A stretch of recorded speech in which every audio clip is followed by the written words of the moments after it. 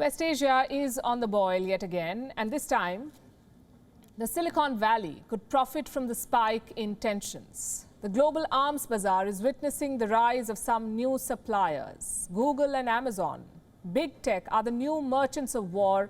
They haven't started making weapons, but they're militarizing their innovations and selling them to the highest bidders. These deals often go unnoticed. So far, Google and Amazon have managed to fly under the radar, but now their own employees are standing up. They're openly rebelling against their bosses. Nearly 500 Amazon and Google employees have spoken out. They have revealed how these companies sell dangerous technologies around the world. These employees have written an open letter, and we have a copy with us. It came out this week. What does the letter say? It describes how Google and Amazon have been bidding for defense and security contracts. The employees say that the contracts fit a pattern of militarization, lack of transparency, and avoidance of oversight. The letter draws attention to one contract in particular. It is called Project Nimbus. What is it about? Israel wants a cloud service system. This system can be in the form of services and apps that run on the internet. Now, the Israeli military and the government will use it.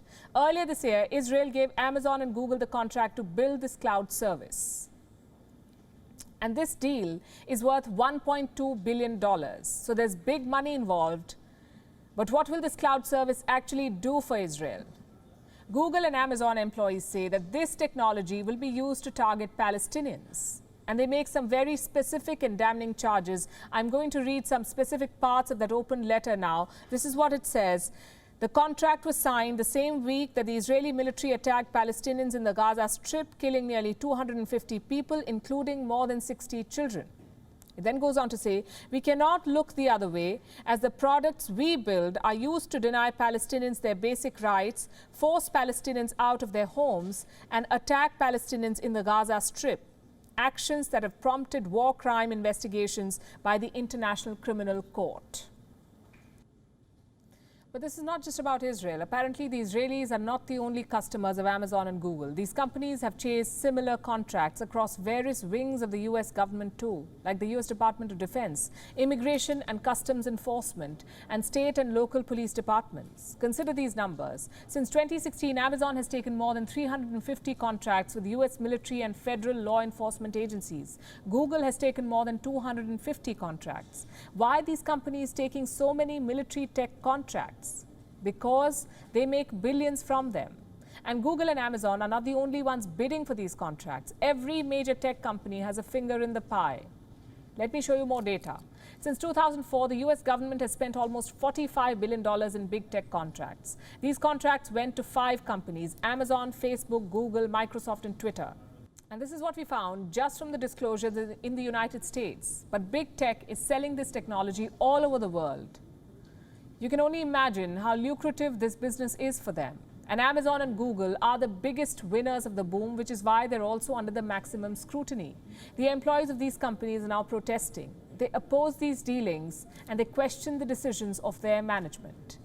Look at what happened at Google in 2018.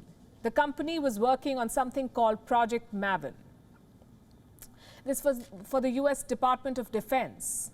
Google's engineers were asked to build artificial intelligence that tracks moving targets for drones. There was a massive protest. More than 3,000 Google employees signed a protest letter. 12 employees resigned from the company in protest. Google's management was forced to submit to their demands. The company eventually had to decide to not renew the contract with the US government. Same with Amazon. It was selling facial recognition technology to the US government. Just listen to the features they offer. Reports say Amazon's facial recognition can detect violent content like blood, wounds, weapons, self-injury, corpses, and sexually explicit content. In a later update, the company said that the same software, facial recognition software, can also detect fear. Sounds creepy, and it is.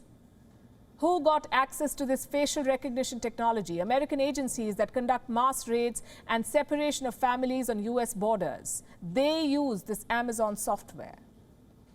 Amazon employees called on Jeff Bezos. They demanded that the company cut ties with US law enforcement agencies. That hasn't happened yet.